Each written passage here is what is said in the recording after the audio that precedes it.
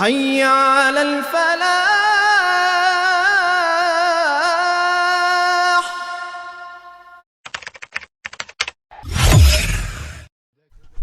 আসসালামু আলাইকুম। আগামীকাল অনুষ্ঠিত হতে যাচ্ছে বাংলাদেশের জাতীয় সংসদ নির্বাচন 2026। আর আশা করা যাচ্ছে যে নির্বাচনটা হবে বাংলাদেশের ইতিহাসে সব থেকে সুন্দর এবং সুষ্ঠু নির্বাচন। বাইকটা শুধু সময়ের অপেক্ষা। চলুন তাহলে যাওয়া যাক। আমি মূলত যাচ্ছি রাজশাহীর অন্তর্ভুক্ত বাগমারা উপজেলায়, যেখানে যাওয়ার জন্য আমাকে সিএনজিতে করে যেতে হয়। আর সিএনজিতে যাওয়ার জন্য রেগুলার ভাড়া হচ্ছে 120 টাকা ভবানীগঞ্জ পর্যন্ত।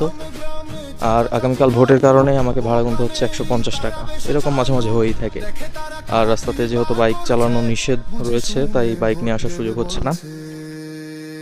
আর যেতে যেতে আপনাদের সাথে সংক্ষিপ্তভাবে পরিচয় করিয়ে দিই বাগমারার দুইজন মূল প্রার্থীর সাথে।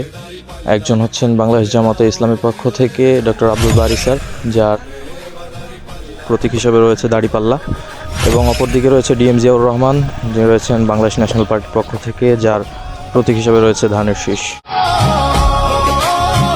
অবশেষে আমরা নিজের বাসভবনে পৌঁছে যাই এবং দেখার পালা যে আগামীকাল কি হচ্ছে।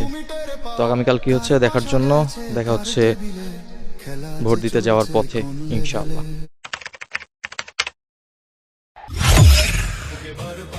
আমাদের প্ল্যান ছিল খুব সকাল সকালই একদম ফার্স্ট ট্রিপে গিয়ে ভোট দেওয়ার, কিন্তু কিছু ব্যস্ততার কারণে আমাদের যাওয়া হয়ে ওঠেনি।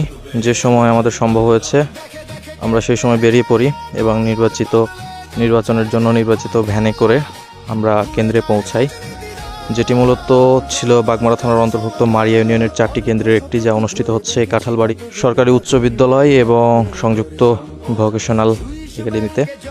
আশপাশের পরিবেশ ছিল অনেক গোছালো, মানুষজনের মুখে ছিল টেনশনের ছাপ। কেন্দ্রের অন্তর্গত শৃঙ্খলা বাহিনীর ছিল অনবডি ক্যামেরা এবং বাইরের আইন শৃঙ্খলা বাহিনীরাও ছিল যথেষ্ট তৎপর। অবশেষে আমরা কাউন্টার থেকে নিজের টোকেন কালেক্ট করি এবং নিজের ভোট নিজেরাই দিতে সক্ষম হই। সত্যিই এই কেন্দ্রের পরিবেশ ছিল বিগত নির্বাচনের তুলনায় অনেক গোছালো। আমরা যদি বিগত নির্বাচনের দিকে খেয়াল করি, আসলে বোঝা যায় যে ক্ষমতার বড় চিরদিন থাকে না। আমরা দেখেছি যে বিগত নির্বাচনে বাংলাদেশ আওয়ামী লীগ কীভাবে মানুষের ভোটের অধিকার হরণ করেছে, মানুষদেরকে জোর করে নিজেদের প্রতীকে ভোট দিয়েছে, বা এরকম আরও অনেক ঘটনা ঘটেছে যেখানে আইনশৃঙ্খলা বাহিনীর তৎপরতা ছিল না।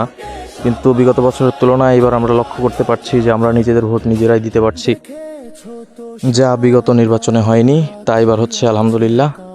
তো এখন শুধুমাত্র দেখার পালা।